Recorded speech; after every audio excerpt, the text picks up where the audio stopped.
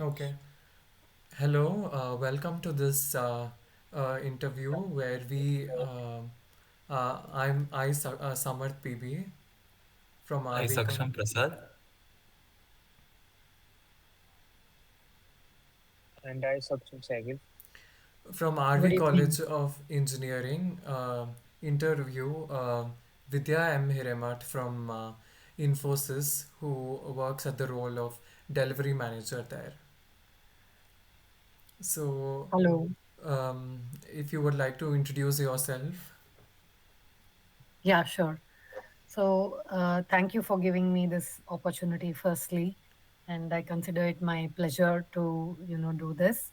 I'm Vidya Hiremat. I'm a delivery manager in Infosys, and I've been part of Infosys for last 22 years.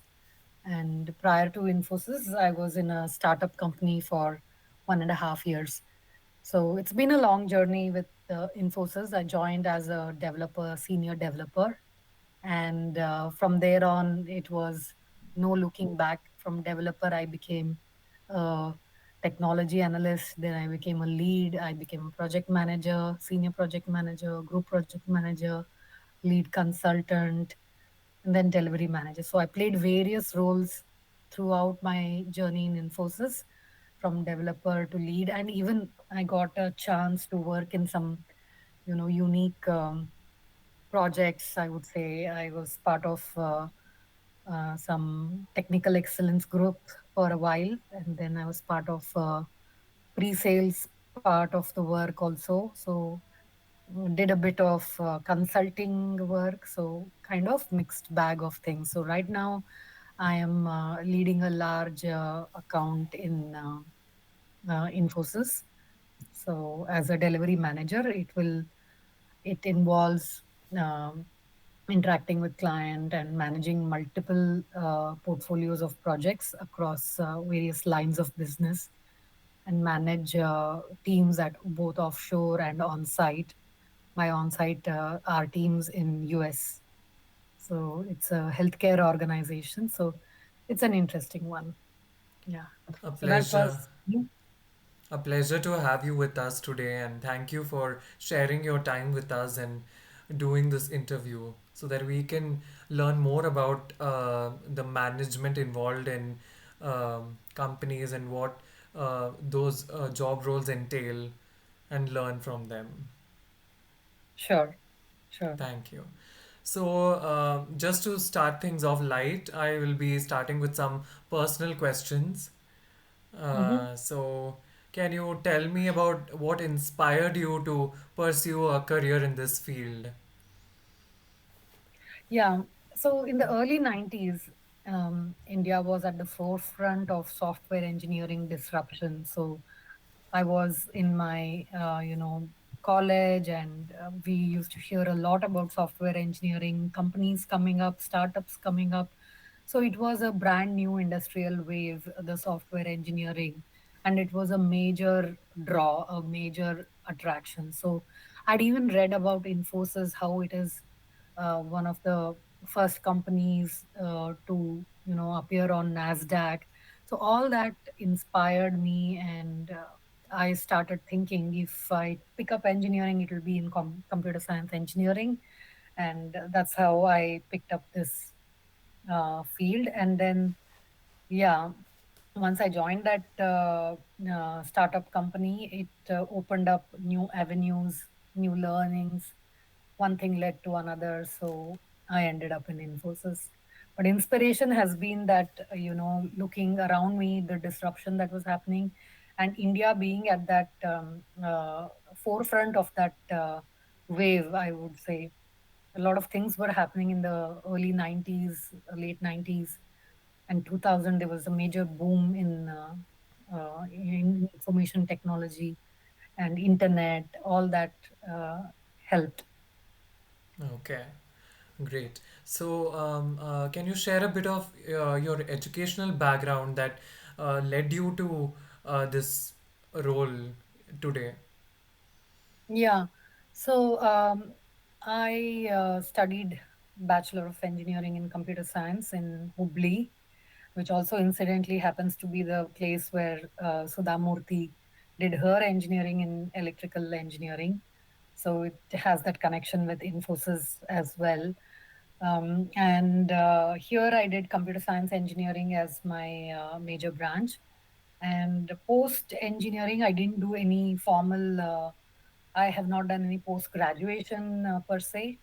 But yeah, in Infosys, it has given me a lot of learning, and we continue to be on a learning journey always in Infosys. So recently, I completed one Stanford course on business strategy, which was in partnership with Infosys. And right now, I'm learning about AI strategies for growth with a tie-up with Kellogg University of US. So learning has continued, education continues on a daily basis, I would say. So the management skills have been brought into you by Infosys courses and their training, you would say. Yes. Okay, great. Yes, more of those trainings and courses have added, made us more aware of the management aspects, and a lot of things I have learned on the job, hands on. So when we work, we learn more through experience. So for me, my experience in Infosys has been a major contribution to my learnings. And to top it, yeah, some of these courses have opened up a brand new avenue, especially because these are international universities coming to Infosys and partnering with us for leadership roles. So it helps now, since I'm in the leadership role, these things help to look beyond. So look at strategy as a more important aspect of my role. I think we can all agree that 22 years is no less experience, so what you said must be totally correct. And so, what some of your challenges that you have faced in your career? Anything? Yeah, actually, there were so many challenges. But yeah, the challenges have been different in my different experiences. So sometimes there are challenges in dealing with client expectations, and sometimes there are challenges in dealing with our team expectations. So day to day challenges are mostly on how we are able to best deliver value to both our client and our employees, and managing quality, schedule, and the budget, and keeping the team motivated. That is our primary goal. So there will be a lot of challenges. Yes, technical challenges are easier to solve. We'll try to get help from people. Client challenges are a little difficult because here many a times client may become irated, and we'll have to see how to win back the confidence of the client. Um, so it's a challenge, yes, and especially in scenarios where economy and the current trends. So we'll have to see how we can best adapt ourselves to these. So I would say challenges in how we deliver value, like it would how we overcome our day-to-day technical challenges, people challenges, organization level challenges, and make it all work together. That has been one thing that we do on daily basis. Wow, really great. Hmm. And how do you balance your work life with your personal life? You would say. This is a tough one because balance as such, there's no one formula for the work life balance as we call it. It's tough, and especially for women, I would say it is even tougher. But I think one thing that helps is the unconditional support of the family, who stand by you and who can give you that support so that you can devote a lot more time to work and work with full focus. That's one thing that I've been lucky here. But honestly, I think there's no formula, no such thing. as work life balance. It, I would say rather, my mantra is to, take one day at a time and kind of prioritize as per the situation of that day. So sometimes it's the personal matter that requires prioritization, so I'll have to devote a little more time to that. And sometimes, and most of the times, it is the work prioritization where I'll have to, somewhere work around the situation, make sure I am committed to my work. So I would say day at everyday basis, we'll have to see what are our priorities, what needs more attention, and the situations are ever changing. So I would say work best and do your best by prioritizing. Keep some time for yourself, of course, for your family, whatever little you can spend, because every day you need to, have that refreshment thing. So try to balance, I would say, like this. Wow, great. Hats off. Who has been your like biggest mentor in this journey, you would say?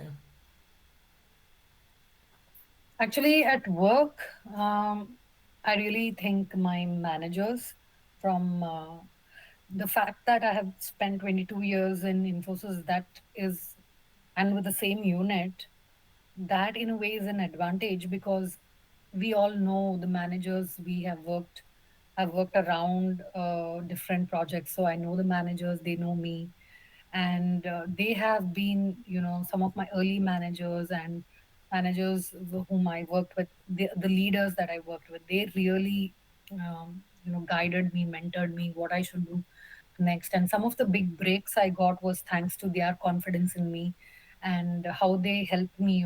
Things used to go wrong in our planning. We would be, challenged in meeting the schedule, or we would be challenged in addressing the client requirement that is ever changing. So these people actually, mentored me, guided me how you can handle it, how you can talk to your managers, and what are the best things you can do. And some of the careers decision also, they kind of guided, like, when I was moving to pre-sales, or when I was moving to main consultancy group, my leaders, they helped me a lot in making that choice. um, that was on the work front. I feel I've been lucky there. I could observe others, my peers also, and learn from them. Personally, I think my parents and my grandparents have been a big influence on me, because of their, never give up spirit, and each of them in their own way have achieved so much in life. I always looked up to them. So, yeah.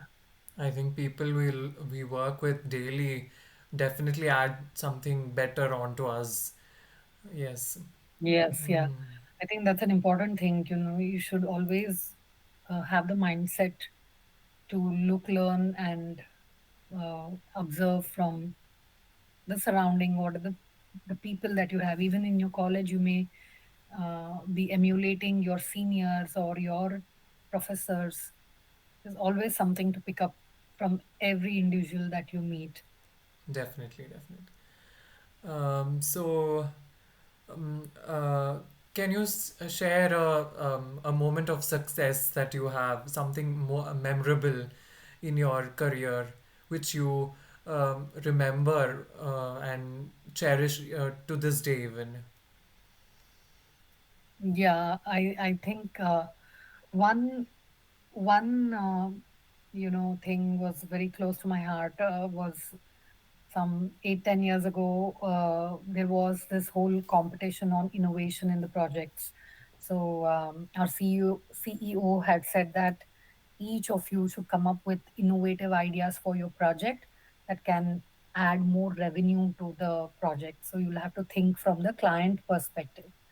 So I and my team, we worked on an idea on how we can, extend some of the application's features to solve some of the problems we were seeing. A client was doing certain things, but we were observing, and we were like, okay, we can propose this as a additional feature which can solve their problem. So that idea actually we presented very well.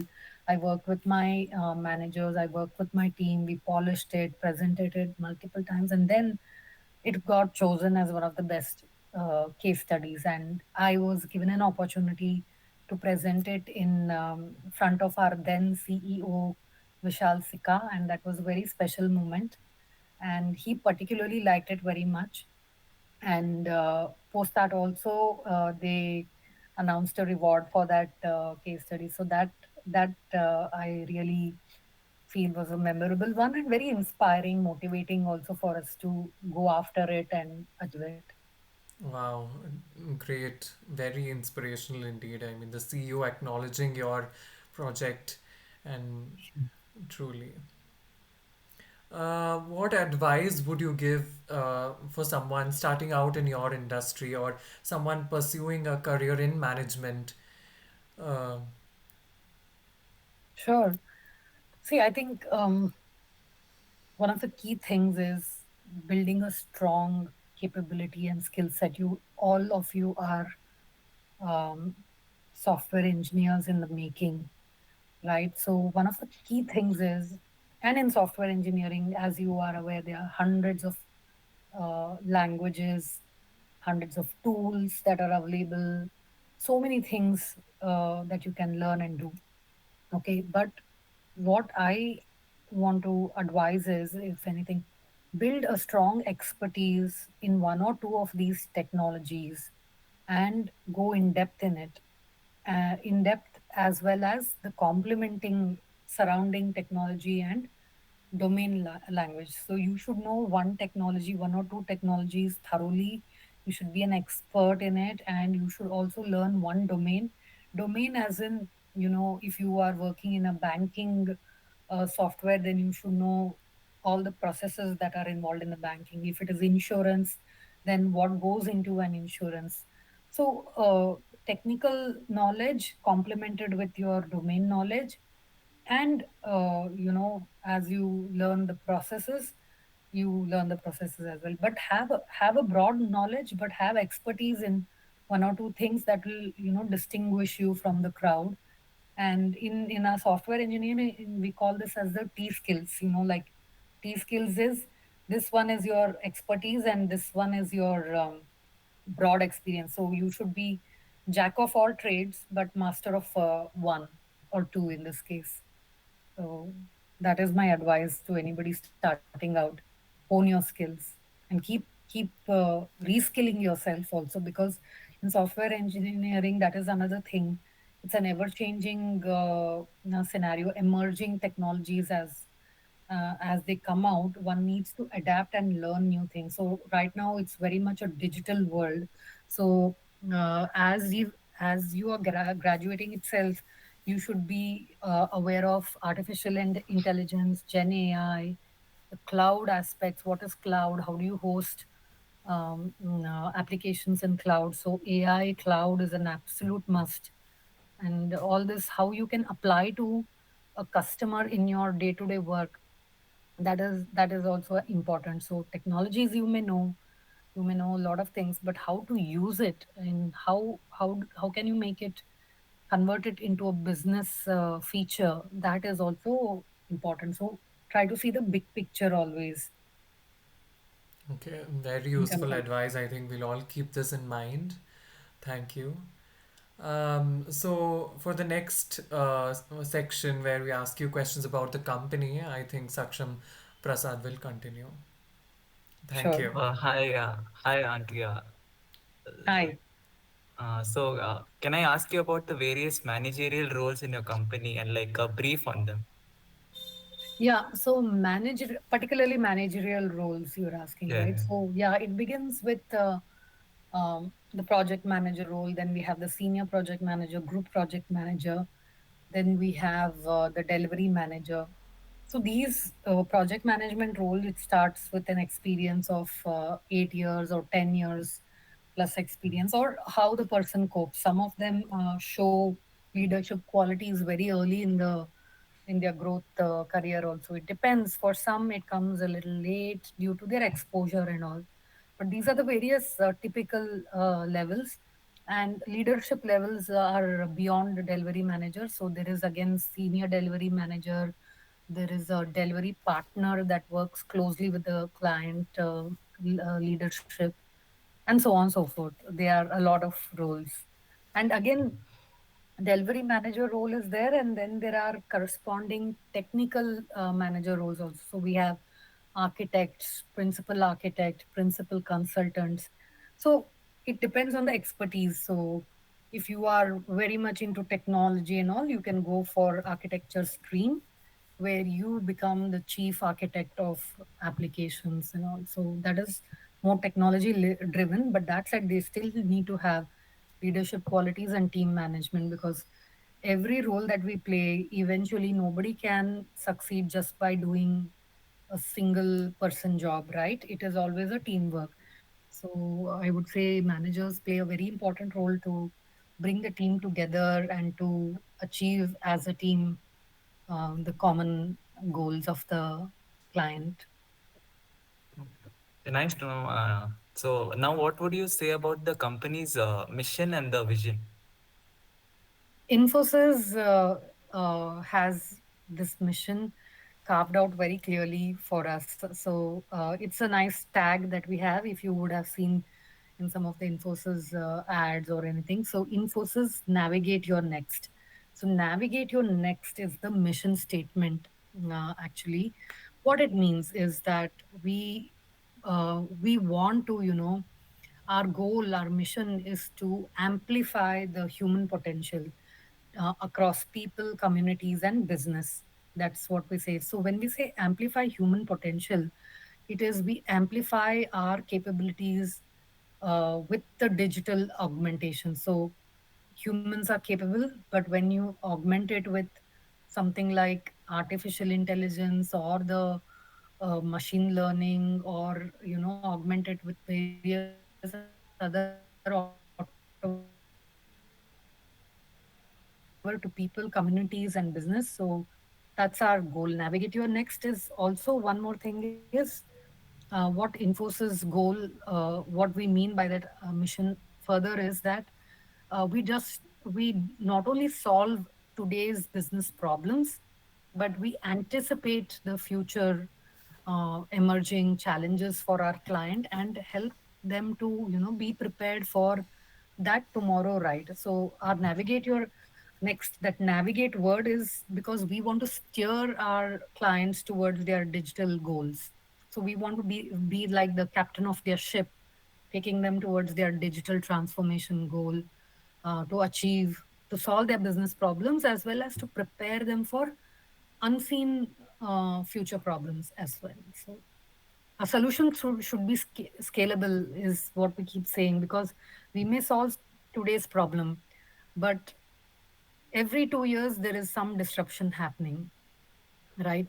So whatever solution you give today should be very strong and should work even for future. Like we have to think 10 steps ahead. So that's our Navigate Your Next goal. So how would you describe the company's work culture? Infosys, again, work culture, we are very particular about this throughout our, throughout my stay in Infosys over here. Um, our values are reiterated, and we have a 5 point uh, value that we follow.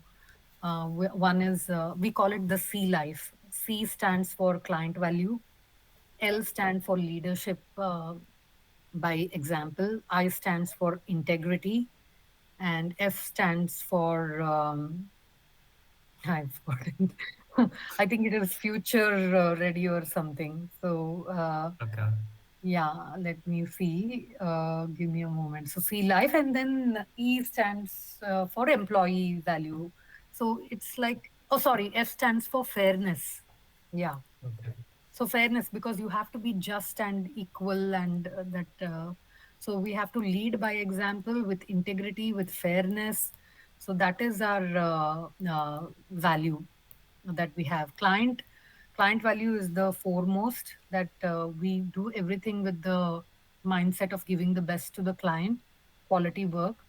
And then leadership by example, integrity, never compromise on integrity, never do anything that will compromise our ethics. And yeah, have fairness in everything, and then, yeah, excellence in whatever we do. Excellence, E stands for excellence, actually, to strive relentlessly. Yeah. I think we would benefit from you describing the rough structure of the organization and the roles that you have been through all in your company, and a brief description of these roles. You know, you told you started out as some Yeah. stage, and then you Yeah. went through many other stages and Yeah. those So you things. want to know the various roles Yeah, that are there. So, and mm, what those roles demanded of you. yeah, sure, sure. That's a good question for you guys, especially coming into um, this industry. So, yeah, we begin with freshers. Freshers are folks like you who are fresh out of college. They join. So, first 3 months for freshers will be rigorous training in one of the streams that we have. So, Infosys will give that training. The goal of the fresher is to learn and execute some of the projects they give hands on independently. Making them production ready is the goal. Like, give you another, because what you learn in college is well and good, but many times we find that the freshers who come out of college, they are more into theoretical knowledge. They wouldn't have got the opportunity to actually implement some of the things. So that's where the fresher training happens, where day in day out they have to code and they have to understand. They'll be given some real life examples of project to code. Of course, there will be a lot of guidance. So once that fresher is ready, they are taken into the mainstream production, as we call. Production means they will be assigned to a particular unit and to a particular client account. So in Infosys, we have thousands of projects that are across retail, banking, insurance, manufacturing, automobile, everything. So we select those people and put them across these projects. In the project, the goal of they are called at that time software engineers. So once they come as software engineers, they're expected to code. So day in day out, they'll be given user stories, as we call. So they are like every project will have a set of requirements given by the client. So for example, let's say it's an insurance application. So if you are in an insurance application, and you're building a new insurance product, then you will be given a few requirements to code, where you may have to create a query the database and bring the latest insurance of these clients. What is the coverage? What are the benefits? So some features break down. So always we break the requirements into small small pieces and create like something that can be accomplished in 1 day or 2 day. So software engineer, your job is to do as many user stories as you can in a week, deliver it on time and schedule, and quality. So defect, you should do unit testing, you should write quality codes. When you write coding, it's not enough if you just write a long 1 kilometer line of code. You have to modularize it. How you modularize your code is very important in production. Your code should be optimal, performance should be really good. It should not, day when I deploy your code, it should not slow down the entire application. So you have to know the standards of coding, and how you can have the best optimal performing code, and then test it thoroughly so that you don't introduce bugs in the application, and then work with various stakeholders. So we have developers, we have testers. Testers also, the freshers can be coming into testing stream also. So as tester, they will have to write test cases um, that cover all the boundary conditions and all. And then as you move on, after 2 years, you will become 1 or 2 years, you will become a senior developer, then you'll become a technology analyst, which again, at the role of technology analyst, you'll start doing a little more. You'll start looking after two more freshers below you, or three more freshers, and then technical lead will start managing, like 6 7 a team of 6 7 people, planning their work, monitoring their work and all. And then the project manager role comes in. Project manager typically manages anywhere from 25 to 60 people. Senior project manager 60 to 80, 100. And then a group manager, a delivery manager role, you can have anywhere from 300 to 500 people working across multiple accounts. So as you grow in the organization, responsibilities increases, and your thought process also has to increase, because you're no more confined to your code or anything. You have to start thinking for the client, what their strategy is, how I can support my client. You have to become an ally for your client. You have to become a partner for your client, where you jointly, work with them to solve their problems. That in turn brings business to the company. So it's like that. And then there's a whole plethora of roles. This is only one stream that I'm talking of. Like this, there are many streams focused on different things. So there is we have a separate center of excellence teams, where they are focused exclusively on building point solutions. Like we try to build unique solutions that works for multiple clients. So it's a whole world out there. There's particularly some company like Infosys, which is a big IT services company, will have a lot of small units that do different work. It's one team is there which focuses entirely on automation.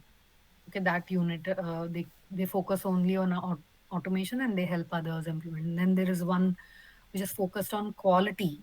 So they focus on processes, to how you'll do your code review, how you'll do your code testing, what are the risks and issues that you'll face. So yeah, there a lot of opportunities are there. Truly insightful. I mean, we get to know all the various roles and what they expect of you. Hmm. Yeah. Okay, my And last question would be, how does the company handle feedback from the employees? From the employees. Yeah.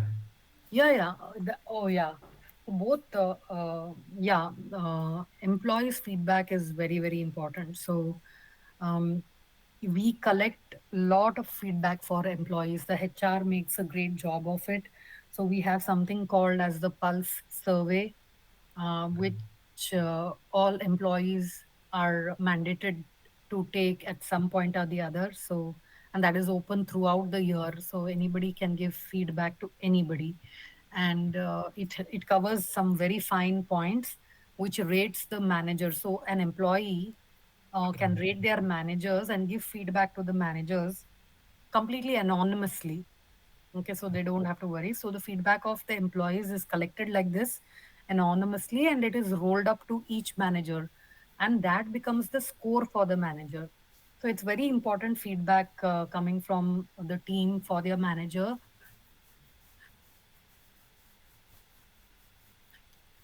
employee, whether it is career opportunities, whether it's their compensation benefits, if they have any question about their salaries, or they want to, something else. Many of them, they come into one stream, but they want to go to some other stream. So a lot of things come out, and even things like facilities. Have we provided enough facilities for our employees? Have we provided enough? To make their jobs smooth? Have we given all of those things? So it's a great survey, and we act upon that actually, because it's a score for the managers. The managers have to, keep the score up and ensure that the action item is taken based on the feedback. The HR also, you know, calls out that feedback, and they collect action items. So let's say there is a group of employees who are, talking about lack of opportunities or lack of training, then we'll have to do some focused workshop for them. So like this, every feedback is taken seriously and acted upon. Same for client also. We collect our clients feedback every 6 months, and we have a very formal process of collecting a very deep feedback from them, which we use in turn to strategize and tune our deliveries and change our course of work. These are very valuable. Feedback is like very important in the organization. Everyone is judged and equal ground in terms of their performance. Yes, yes. So, like we say, it's a performance oriented company.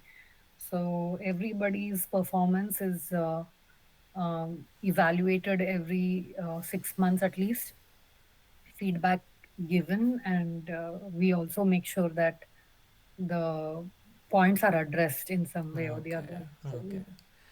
yeah, I mean, you mentioned that you're a delivery manager who's managing around 100 to 300 people, right? 500, Five, 300 to 500. 300 to 500. I mean, one can't Yeah. imagine the skills and um, what it demands of you. So, the next set of questions will be asked by Saksham Sahagal related to this. Sure. Hello, Auntie. Right. As you just mentioned that you're managing around 300 to 500 people. Uh, so it's a very senior role, the role of the delivery manager. So I'm sure you must come across a lot of high pressure situations in your day-to-day life. Uh, So I didn't quite hear you clearly there. I'm sure you must come across a lot of high pressure situations. High pressure situation. Yeah. Yeah. Okay. Yeah. So if you could just give a brief about how you handle them uh, Yeah. Sure. without affecting the performance. Yeah. I think yes, the job comes with definitely a lot of stress and pressure because you have to meet the expectations of client and also your employees. So for us, employees are as important as the client. So I would say one thing that works for me is stress and pressure situation. I kind of step back, take a step back and let it, soak in a bit instead of being reactive immediately. I'll try to, take a step back, see what is happening, who are the people involved, what is the root cause of the stress point or the pressure point, and try to address that in the best way possible. So I would say just take a step back, look at how you can solve it, what are the root causes, and try to um, hear out your team and also take their help. Never hesitate to ask any help, because in stressful situations, pressure situation, again, you have to work with the team to address those things. So I that's how I do. I kind of step back and try to solve it. It's not easy, but yeah, it is something that we learn as we grow in the organization. In earlier days, perhaps I would have, reacted first thing, but now with the knowledge and experience, we become wiser and we know how to deal with things. So I would say we kind of improvise on the thing. Okay, thank you for that. My second question would be how do you manage client expectations, especially when some certain unexpected problems arise or some project requirements change? So, how Mhm. do you handle the client expectations at that point? Yeah. So yes, so a lot of such things happen where unplanned, unanticipated things, and clients come up with, sudden requirements which is very critical for them, but our schedule and budget are, limited. So we'll have to look at that situation. So is this a business critical must have kind of a requirement? In that case, we, work with our client to solve it. So if it is something they want to be done urgently, so we prioritize that because it's a critical need, and somehow we'll have to, push out the other work that we have, try to balance it. So we work with our clients to find out the best solution. All these issues, risks are there, but how best can we solve it is how we kind of work through the challenges with our client. And clients come up with a lot of things. Sometimes they have budgeting constraints too. So in that budget, what best we can do, we try to, Okay, if they say I have only this much budget, but how I want to implement so and so, then sometimes we tell them, okay, with this budget, we can do it in a phased manner. So first phase, I'll give you all the important features which gets you going. And then in the next quarter, when you have a little more budget, we can do the, other features and also try to pace it out a bit and work with the client, reasoning with them what works for them, what does not work for them. So we have to keep iterating that plan to see what suits best. Um, Okay, and the third question would be, since each role comes with its certain risks, so how do you identify and mitigate risks in project delivery? And if you could just give an example of a significant risk you manage in your experience. Um, can you repeat that question? It wasn't very audible. Uh, Yeah, okay. I'm sorry. How do you identify and mitigate risks in project Risk. delivery? Okay. Yeah, Okay. and if you could give an example of in your experience, if you have A done very good question, actually. So this risk and mitigation, this is a very important aspect of project management. And at the beginning of the project itself, we have to list down, what we think could be the risks that may arise at various points of the execution. So we'll have many risks associated to dependencies. Let's say I have to, I'm implementing this solution, but I need a specific input file from the client. So that becomes my dependency. And if that input file does not come on time, that may, throw me away from the schedule and it can bring in additional costs. So we try to think of all these dependencies that we have on other third parties, which can influence the project deliverables. So those become one of the risk categories. Then other risk categories could be um, requirements that are changing, how to handle. So we identify that risk and say if there are change in requirements, if it is within a reasonable effort. Okay, let's say, oh, I want one more button or one more this thing, those within the reasonable limit of 40 hours or something, we absorb it. But anything beyond that, we have to create a separate budget for it. So we carve out all these various dependencies and issues that we anticipate, but for each of the risk, we should always give a mitigation point. That is how we will stop it from happening. So that is some thought process that we'll have to put again. There are typical ways we can do it. So for like I said, requirements, if it is there, then we put a range where we can absorb it, and anything beyond, we'll have to raise a change request. Similarly, for dependencies, we'll say we can absorb if it comes 1 week later or one week earlier, but anything beyond 1 week, it will impact the schedule. So we have to revisit the schedule. And there are a plethora of such risks that will be there, that we'll have to take care of. And even risks associated with um, clients not giving full requirements.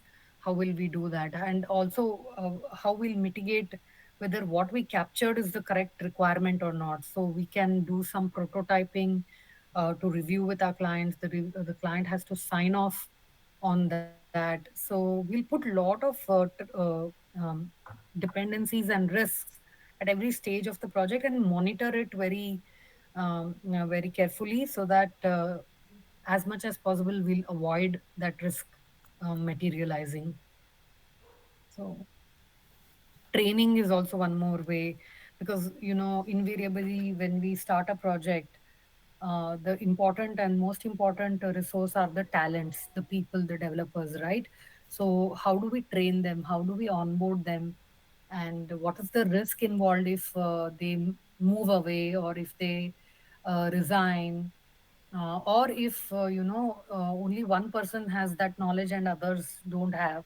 So risk mitigation there would be training, cross training, what we call. So one person, if I'm good in policy management, and somebody else is good in accounting.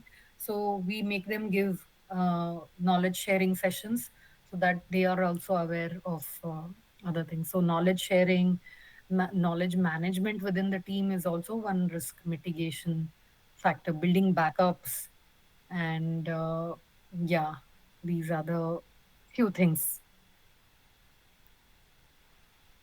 Okay, so my next question to you is management. I think we can all agree people skills are a major role in that.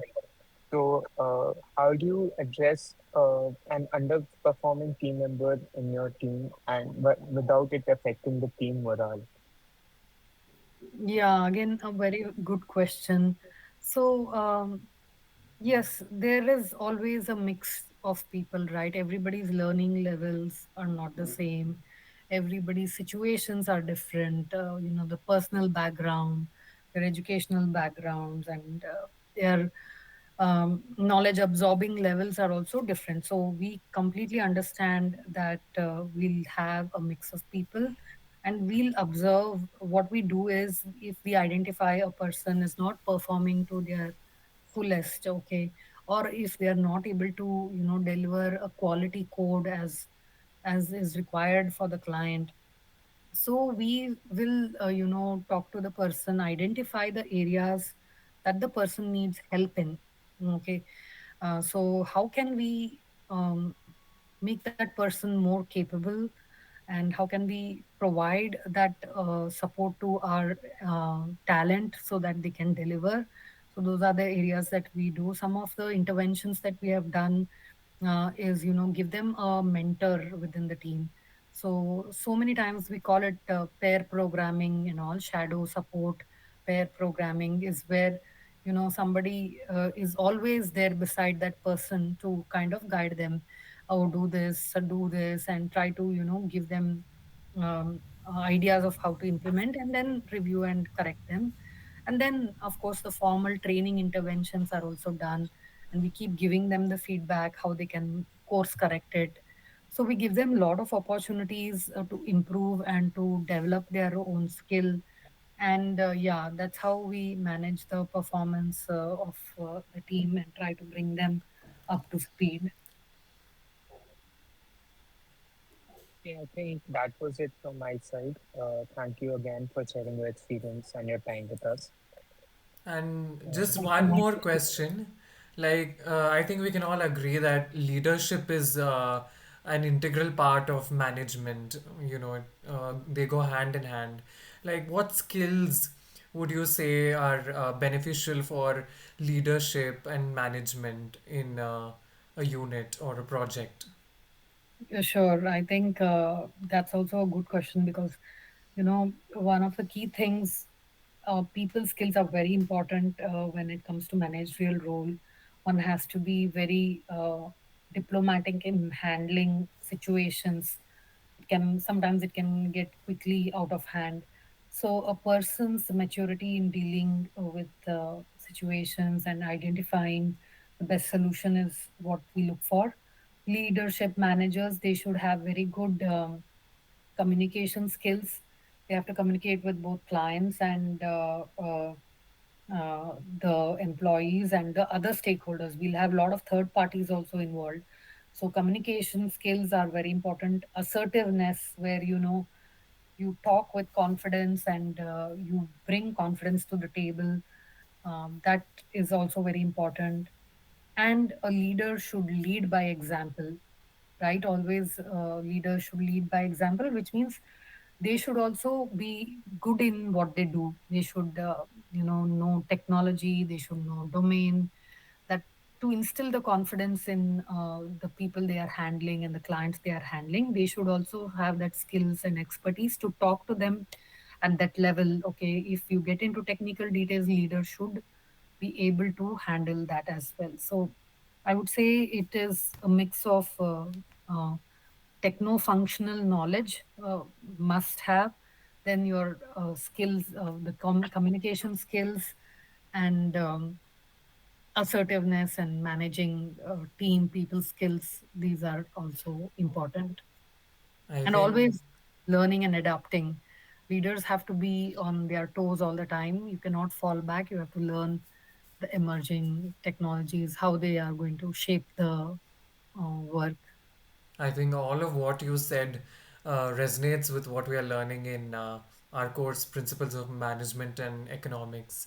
And every minute of this interview has been so insightful, and just So glad. getting into the details of uh, everything.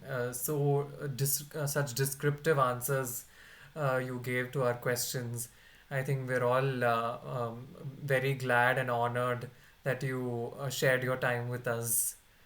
And Thank you so much. And I think if for whatever it's worth, I hope it has helped you. And a I lot, really truly. I really wish you all of you all the very best for your careers, and hope you turn out to be delivery managers sooner than it takes. And I'm really sure all of you will do well. And good luck to you. Thank All you. the best. Thank you so Thank you. much. Thanks for the opportunity. It was Thank you. really good to interact with you as well. It was a pleasure to have you. Thank you. Thank you. Bye. Bye bye.